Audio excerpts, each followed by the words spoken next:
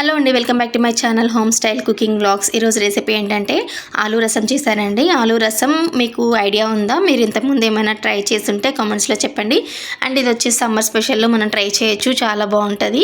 First oil వేసుకొని జీలకర్ర, ఆవాలు, పచ్చిమిర్చి, ఉల్లిపాయ ముక్కలు వేసేసుకొని ఫ్రై చేసుకోవాలి.